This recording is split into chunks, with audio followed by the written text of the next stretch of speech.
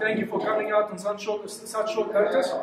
Please go with the security, floor to floor, office by office, check and see that offices are clear, and that all the culprits that disrupted our council meeting are not in this facility.